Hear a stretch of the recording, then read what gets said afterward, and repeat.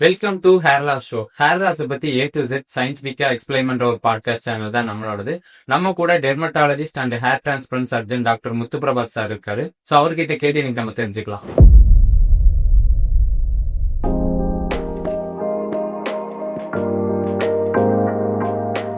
Sir, இப்ப நம்ம video கமெண்ட்ல ஒருத்தர் கேட்டிருக்காரு, ஆஃப்டர் ஹேர் டிரான்ஸ்பிளான்ட்க்கு அப்புறம் தலையில தேங்காய் எண்ணெய் தேய்க்கலாமா அப்படின்னு கேட்டிருக்காரு சார்.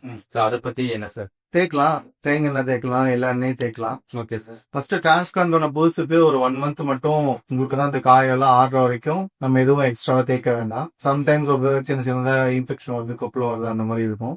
ஆஃப்டர் 1 month வந்து நீங்க எல்லா எண்ணெயும் தேய்க்கலாம். தேங்காய் எண்ணெய், கடல் எண்ணெய், விளக்கெண்ணெய், எந்த எண்ணெய் பிடிச்சது எது வேணா தேய்க்கலாம். ஒண்ணுமே ஆகுது, எந்த பிரச்சனையும் கிடையாது. ஓகே, அப்ப அந்த 1 month கூட நம்ம அந்த தேங்காய் எண்ணெய் யூஸ் பண்றப்போ இச்சிங் ஆகிறதுக்கு ஏதாவது சான்சஸ் இருக்கா?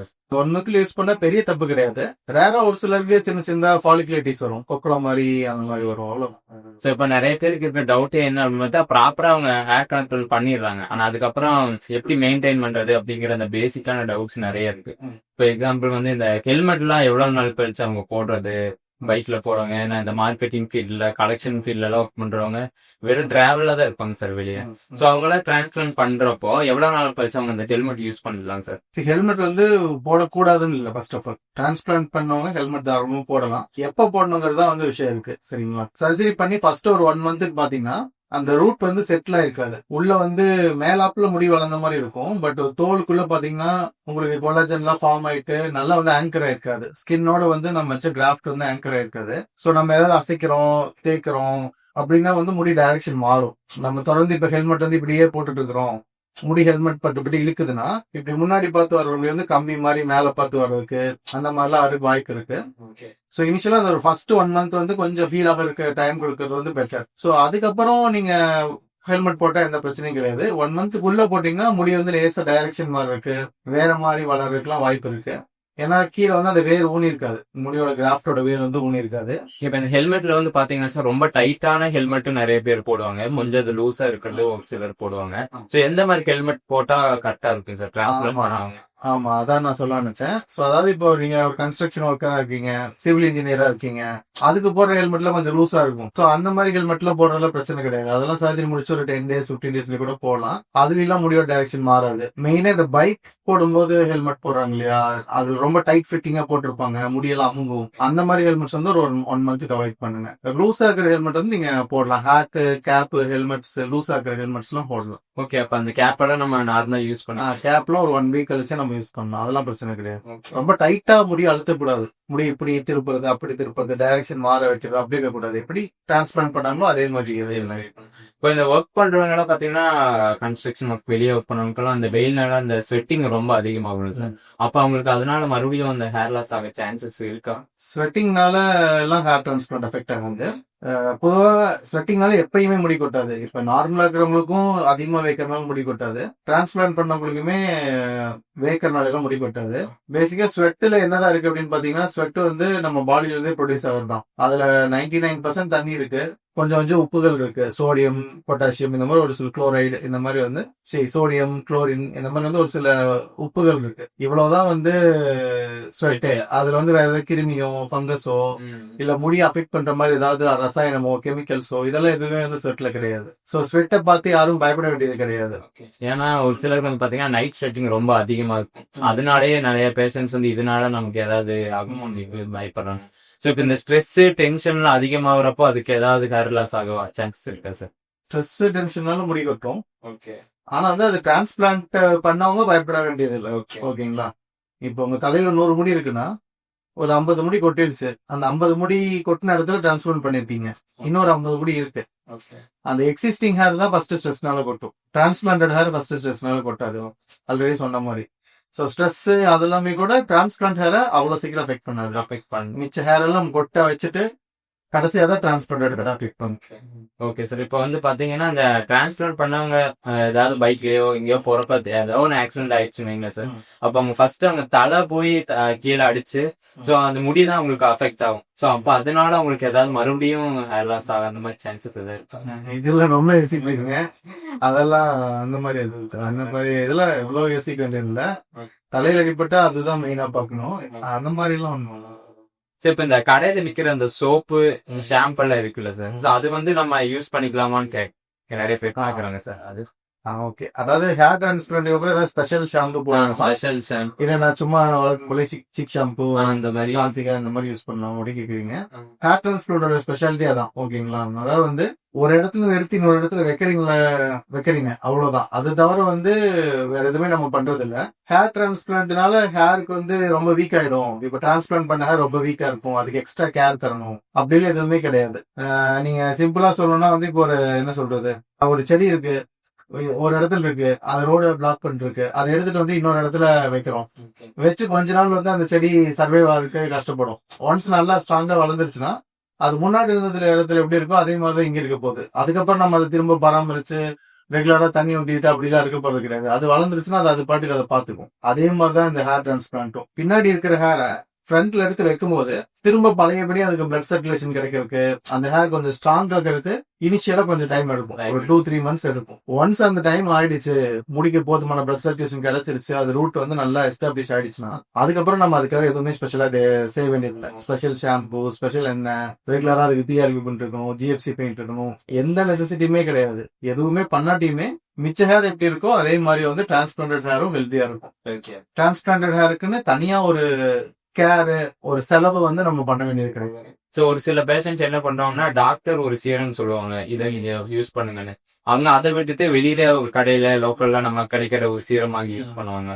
சோ அதனால மறுபடியும் உங்களுக்கு ஹேர் லாஸ் ஆகும்ல சார்? அப்படி சொல்ல வேண்டியது இல்ல, கரெக்டா வாங்குறீங்களாங்கிறத பொறுத்து இருக்கு. இப்ப டாக்டர் மினாக்சில் சொல்லியிருக்காரு, டாக்டர் சொன்ன பிராண்ட் உங்களுக்கு செட் ஆகல, இல்ல இன்னொரு பிராண்ட் விலை கம்மியா கிடைக்குதுன்னா அதே பிராண்ட்ல மினாக்சில் வாங்கி யூஸ் பண்ணீங்கன்னா பிரச்சனை கிடையாது. ரொம்ப நம்ம மாத்துறோம், டாக்டர் ஒரு மருந்து சொல்லியிருக்காரு, நம்ம ஒரு மருந்து போடுறோம், டாக்டர் மினாக்சில் சொல்லியிருக்காரு, நான் எர்வாமெட்டிக் போடுறேன், இந்த மாதிரி சம்பந்தம் இல்லாத மாலிக்யூல் சேஞ்ச் பண்ணாதான் ப்ராப்ளம் ஆகும். பிராண்ட் சேஞ்ச் பண்ணிக்கிறது பிரச்சனை இல்லை. அவரு சொன்ன மருந்தே நீங்க வேற ஏதாவது கம்பெனில ஆன்லைன்ல வாங்கி யூஸ் பண்ணிக்கிறது, டாக்டர் எல்லா டைமும் பார்க்க முடியாது இல்லைங்களா, ஒரு கன்வீனியன்ஸ்க்காக ஆன்லைன்ல ஆர்டர் பண்ணி யூஸ் பண்றது அது பிரச்சனை இல்லை. இப்போ பேஷண்ட்ஸ் எல்லாம் இப்போ டிரான்ஸ்பிளான்ட் பண்றவங்க என்ன நினைக்கிறாங்க, உடனே ரிசல்ட் வரணும் அப்படின்னு நினைக்கிறாங்க. சோ அந்த ரிசல்ட் வர்றதுக்கான டைம் எவ்வளவு நாள் சார் இருக்கும் டிரான்ஸ்பிளான்ட் பண்ணதுக்கு? யூஸ்வலா என்ன சொல்லுவாங்கன்னா, டிரான்ஸ்பிளான்ட் பண்ணி மினிமம் 1 இயர் கழிச்சுதான் நீங்க 100% ரிசல்ட் எதிர்பார்க்க முடியுது. ஒரு ஹேர் டிரான்ஸ்பிளான்ட் சக்சஸா ஃபெயிலியரா ஃபுல் ரிசல்ட்ஸ் பார்க்கணும்னா 12 months கண்டிப்பா ஆகும். இது வந்து டெக்ஸ்ட் புக் எக்ஸ்பிளனேஷன். ஸோ 12 monthsக்கு முன்னாடி யாரும் ஒரு முடிவுக்கு வரக்கூடாது. என் டிரான்ஸ்பிளான்ட் 10 நல்லா வளர்ந்துருக்கு, டென்சிட்டி 10 எந்த முடிவுக்கும் வரக்கூடாது. பட் யூஸ்வலா நாங்க பிராக்டிஸ்ல பாக்குறது ஒரு 7 months 8 monthsல அந்த ஒரு ரிசல்ட்ஸ் வந்துடும். எல்லாரும் எதிர்பார்க்கிற அந்த ரிசல்ட்ஸ் வந்துடும். ஒரு சிலருக்கு டிலே ஆகலாம், 1 year வரைக்கும் கூட டைம் ஆகலாம். ஆனா அந்த பீரியட் ஆஃப் டைம் அந்த டைம்ல நம்ம ப்ராப்பரா அதை மெயின்டைன் பண்ணணும்ல சார் அந்த ஹேரை? அதான் சார், ஒரு 2 months 3 months நீங்க மெயின்டைன் பண்ணணும். அந்த 2-3 months டாக்டர் சொல்றது கேட்கணும். அதுக்கப்புறம் நீங்க மெயின்டைன் பண்ணாலும் பண்ணாட்டியும் அது ஹேர் நல்லா தான் இருக்கு. அது பயன்பட வேண்டியது சார். அப்ப இந்த ஸ்மோக் பண்றவங்க, ஆல்கஹால்லாம் எடுக்கிறவங்க வந்து இந்த டிரான்ஸ்பிளான்ட் பண்ணதுக்கு அப்புறம் அதை டோட்டலா அவாய்ட் பண்ணுமா சார், இல்ல கொஞ்சம் கொஞ்சமா அதை எடுத்துக்கலாமா சார்? அது எப்பயுமே அவாய்ட் பண்ண வேண்டிய விஷயங்கள் தான். ஆல்கஹால் வந்து முடிய அஃபெக்ட் பண்ணாது, அது வந்து பயப்பட வேண்டியது இல்ல. ஸ்மோக்கிங் வந்து முடிய அஃபெக்ட் பண்ணும், நல்லாவே அஃபெக்ட் பண்ணும். ஸ்மோக்கிங் ரொம்ப பண்றீங்கன்னா கண்டிப்பா டிரான்ஸ்பிளான்ட் பண்ண ஹேர் வந்து திரும்ப அஃபெக்ட் ஆகும். கொஞ்சம் செயின் ஸ்மோக்கரா இருக்கீங்கன்னா டிரான்ஸ்பிளான்ட் ஹேர்னு இல்ல, எல்லா ஹேரும் அஃபெக்ட் ஆகும், அந்த ஹேரும் அஃபெக்ட் ஆகும். சோ டோட்டலா அந்த ஸ்மோக்கிங் நம்ம விட்டுறணும் டிரான்ஸ்பிளான்ட் பண்ணுவாங்க, அப்பதான் அவங்க எதிர்பார்த்த 100% ரிசல்ட் அவங்களுக்கு. மோஸ்ட் ஆஃப் த பீப்புள் இப்ப ஹெவி ஸ்மோக்கரா இருக்காங்கன்னா அவங்களுக்கு ஃபர்ஸ்ட் பிளேஸ் வந்து முடி கொட்டின ரீசனே ஸ்மோக்கிங்கா தான் இருக்கும். ஸ்மோக்கிங்னாலதான் உங்களுக்கு இந்த அளவுக்கு முடி கொட்டி ஒரு லுக் மாறி கான்ஃபரன்ஸ் போய் திரும்ப டிரான்ஸ்பிளான்ட் பண்ணி தான் கான்ஃபரன்ஸ் வரணும், அந்த அளவுக்கு நம்ம கொண்டது விட்டுருக்கு.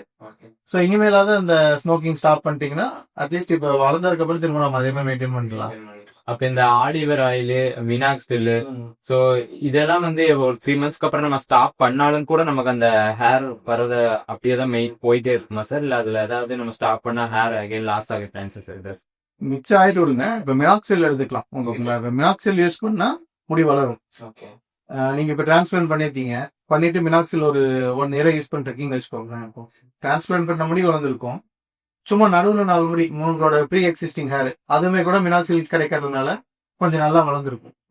இப்போ 1 year கழிச்சு மினாக்சில் விடுறீங்கன்னா அந்த ப்ரீ எக்ஸிஸ்டிங் ஹேர் மட்டும் கொட்டும். எது மினாக்சில்னால நல்லா வளர்ந்துச்சோ அந்த ஹேர் கொஞ்சம் கொட்டலாம், அளவு குறையலாம். பட் டிரான்ஸ்பிளான்டட் ஹேர் அஃபெக்ட் ஆகாது. டிரான்ஸ்பிளான்டட் ஹேர் வந்து நல்லா தான் இருக்கும். நீங்க மினாக்சில் எடுக்கிறீங்கனாலும் விடுறீங்கனாலும் என்ன பண்ணாலும் அது ஓரளவுக்கு நல்லா தான் இருக்கும். அந்த ப்ரீ எக்ஸிஸ்டிங் ஹேர் தான் வந்து முன்னாடி ரொம்ப வீக்கா இருந்திருக்கும். மினாக்சிடில்னால தான் அது ஸ்ட்ராங்காவே வளர்ந்துருக்கும். அப்ப வந்து மினாக்சில் விட்டோடனே அது போதுமான நியூட்ரிஷன் இல்லாம அது டக்குன்னு ஃபால் ஆக டிரான்ஸ்பிளான்ட் அவ்வளோக்கா ரியாக்ட் ஆகாது. பட் ஸ்டில் அப்போ கொஞ்சம் கொஞ்சம் ஃபால் ஆகும். ஒரு 10% 20% மினாக்சில் விட்டீங்கன்னா டிரான்ஸ்பிளான்ட் கொஞ்சம் ஃபால் ஆகும், திரும்ப வளர்ந்துடும். இப்ப இந்த டிரான்ஸ்பிளான்ட் கொஞ்சம் நம்ம ஹேர் வளர்ந்ததுக்கு அப்புறம் சார், இப்ப நம்ம குளிக்கிறப்போ ரொம்ப ஹாட் வாட்டர் கூலிங் வாட்டர்னு இருங்க சார், ரொம்ப சுடுதண்ணியில வச்சு குளிக்கிறப்போ அது எதாவது அஃபெக்ட் ஆகுது? அந்த மாதிரி பெருசா யோசிக்க வேண்டியதுல பேசிக்கா இது ஹேர் டிரான்ஸ்பிளான்ட்ங்கிறது ஆல் ஓவர் தி வேர்ல்டு பண்றாங்க. மல்டிபிள் வெதர் கண்டிஷன்ஸ்ல பண்றாங்க. கனடாலையும் பண்றாங்க, துபாய் மாதிரி ஒரு டெசர்ட் கண்ட்ரிலயும் பண்றாங்க. இப்ப துபாயில் இருக்கிறவர் பார்த்தா ஷவர் சில்லுன்னு வரணும், ஆல்ரெடி எனக்கு ஹீட்டா இருக்குன்னு சொல்லி சில்லுன்னு குளிப்பாரு. கனடால இருக்கிறவர் வெளியே ரொம்ப குளிரா இருக்கு எனக்கு ஹாட்டா அப்படின்னு சொல்லி ஹாட் ஷவரா குளிப்பாரு. ஸோ இந்த மாதிரி அது எக்ஸ்ட்ரீம் வெதர் கண்டிஷன்ஸ்லயே சர்ஜரி பண்றாங்க. எல்லாத்துக்கும் குழந்தைட்டு தான் இருக்கு. இந்த மாதிரி சின்ன சின்ன ஃபேக்டர்ஸ் எல்லாம் நம்ம வந்து பெருசா யோசிக்க வேண்டியது. ஓகே, இப்ப சார் இந்த டிரான்ஸ்பிளான்ட் பண்ணவங்க வந்து மொட்டை அடிச்சுக்கலாமா அப்படின்னு நிறைய பேர் கேக்குறாங்க சார். சோ அது அடிக்கலாமா சார் மொட்டை? அடிக்கலாம். ஃபர்ஸ்ட் ஆஃப் ஆல் டிரான்ஸ்பிளான்ட் பண்ணிட்டு யாரும் மொட்டை அடிக்க ஆசைப்பட மாட்டாங்க. முடியெல்லாம் வளரணும்னு ஆசைப்படுவாங்க. பட் எனி ஃபங்க்ஷன் இருக்கு, காது குத்துறீங்க, இது மொட்டை அடிக்கிறதுனா தாராளமா அடிக்கலாம். ஒன்லி திங் என்னன்னா வந்து இப்ப உங்க ஸ்கேல்ப் பாத்தீங்கன்னா வந்து ஈவனா இருக்கும், ரொம்ப ஈவனா இருக்கும். ஸோ மொட்டை அடிக்கிறதுல ஈஸி. அதே வந்து டிரான்ஸ்பிளான்ட் பண்ணதுக்கு அந்த மாதிரி ஈவனா இருக்காது. ஸ்கின் வந்து கொஞ்சம் மேடு பள்ளமா இருக்கும். ஸோ வந்து மொட்டை அடிக்கிறவங்க ப்ராப்பரா அடிக்கல, எல்லாத்துக்கும் அடிக்கிற மாதிரி உங்களுக்கு அடிச்சாங்கன்னா நிறைய கட் ஆகும், நிறைய கட் ஆகிறதுக்கு ஸ்கின் டேமேஜ் ஆகிறதுக்கு சான்ஸ் இருக்கு. ஸோ அதனால வந்து கொஞ்சம் பொறுமையா பண்ணணும். அதுதான் அதுல இருக்கிறது. உங்களுக்கே புரிஞ்சிருக்கும் நினைக்கிறேன். இப்ப நமக்கு ஃபேஸ்லயே பிம்பிள் வந்த இடத்துல இந்த ஆக்னி ஸ்கார் இடத்துல கொஞ்சம் பார்த்து ஷேவ் பண்ணணும், மிச்ச இடத்துல கொஞ்சம் ஃப்ரீயா ஷேவ் பண்ணலாம். அந்த மாதிரி தான் அது பண்ற இடத்துல கொஞ்சம் கேர்ஃபுல்லா பண்ணணும். பெட்டரா ட்ரிம் பண்ண முடிச்சா அந்த ஆப்ஷன் கூட நீங்க பண்ணிக்கலாம். நம்ம மொட்டை அடிக்காம ஜீரோ ட்ரிம் மாதிரி சம்திங் அந்த மாதிரி பண்ணிக்கலாம். இல்ல ஒரு 2 ஸ்டெப்பா நீங்க மொட்டை அடிச்சுக்கலாம். ஃபர்ஸ்ட் கொஞ்சம் ட்ரிம் பண்ணிட்டு அதுக்கப்புறம் ஸ்லோ பை ஸ்லோவா வந்து மொட்டை அடிச்சுக்கலாம், டைரக்டா மொட்டை அடிக்க போகாம. ஸோ இதான் விஷயம். ஸ்கேல்ப் ஈவனா இருக்காது, மேடு பள்ளமா இருக்கும். ஸோ கொஞ்சம் உங்களுக்கு வந்து அந்த இது இருக்கும், அடிப்படலாம், கட்டா. ஓகே, அப்ப டிரான்ஸ்பிளான்ட் பண்ணதுக்கு அப்புறம் கொஞ்சம் டைம் எடுத்துதான் அந்த மொட்டை அடிக்கிறது அதெல்லாம். ஆமாங்க, மினிமம் ஒரு 6 months to 1 year அவாய்ட் பண்றது பெட்டர். 1 year அப்புறம் ஓரளவுக்கு பழைய மாதிரி ஆயிடும். அப்ப வேணா நீங்க வேணா பண்ணிக்கலாம். சரி, ஓகே. ஸோ இப்ப நார்மலா இருக்கிறவங்களுக்கே நம்ம நிறைய ஹேர் லாஸ் ஆகுது பார்த்திருப்போம் சார். ஆனா அந்த டிரான்ஸ்பிளான்ட் பண்ணவங்க சில பேர் வந்து ஒரு ஊரு விட்டு இன்னொரு ஊருக்கு போய் தான் ஒர்க் பாக்குற சிச்சுவேஷன்ஸ்ல இருப்பாங்க. அப்ப அந்த ஊரு விட்டு இன்னொரு ஊருக்கு போறப்ப அவங்களுக்கு டோட்டலா எல்லாமே சேஞ்ச் ஆகுது, குளிக்கிற தண்ணியில இருந்து எல்லாமே சேஞ்ச் ஆகுது. அப்ப அந்த தண்ணி சேஞ்ச் ஆகுறப்ப அவங்களுக்கு மறுபடியும் ஹேர் லாஸ் ஆக சான்ஸ் இருக்கு. தண்ணினால ஹேர் லாஸ் ஆகாதுங்கிறது சயின்டிபிக்கா ப்ரூவ் பண்ணி. சோ தண்ணினால ஹேர் லாஸ் ஆகாது. பட் ஆப்வியஸா ஊர் மாறும்போது நமக்கு ஹேர் லாஸ் ஆகுது நிறைய ரீசன் இருக்கும். அந்த ஊரோட ஃபுட் செட் ஆயிருக்காது, ஸ்லீப் பேட்டர்ன் மாதிரி இருக்கும், ஸ்ட்ரெஸ் லெவல் மாதிரி இருக்கும், whatever, there are multiple reasons. இது வந்து பேசிக் இதுதான். டிரான்ஸ்பிளான்டட் ஹேருங்கிறது ஒரு வீக்கான ஹேரும் கிடையாது, அதே மாதிரி ஒரு பயங்கர ஸ்ட்ராங்கான ஒரு எல்லாத்துக்கும் அப்பாற்பட்ட ஹேரும் கிடையாது. ஒரு விஷயம் வந்து உங்க நார்மல் ஹேர் அஃபெக்ட் பண்ணுது, ஆல்ரெடி உங்களுக்கு இருந்த ஹேர் ஒன்று அஃபெக்ட் பண்ணுதுன்னா டிரான்ஸ்பிளான்டட் ஹேரையும் அதை அஃபெக்ட் பண்ணும். இப்ப நீங்க ஹேர் ஸ்டைலிங் பண்றதா இருக்கலாம், ஹீட்டர் வச்சு யூஸ் பண்றதா இருக்கலாம், இல்ல வந்து நீங்க இந்த விஷயங்களா இருக்கலாம். இந்த மாதிரி நீங்க சொல்றீங்க ஒரு ஊர் மாறுறது, நார்மல் முடி அஃபெக்ட் ஆகும் மாதிரி அந்த முடி கண்டிப்பா டிரான்ஸ்பிளான்ட் முடியும் அஃபெக்ட் ஆகலாம். சோ இந்த வீடியோ கண்டிப்பா உங்களுக்கு யூஸ்ஃபுல்லா இருந்திருக்கும் தான் நினைக்கிறேன். இதே மாதிரி ஹேர் சம்பந்தமா உங்களுக்கு வேற ஏதாவது டவுட் இருந்துச்சு அப்படின்னா கீழே கண்டிப்பா நீங்க கமெண்ட் பண்ணுங்க. சோ நாங்க அதுக்கு ரிப்ளை பண்ணுவோம். So thank you.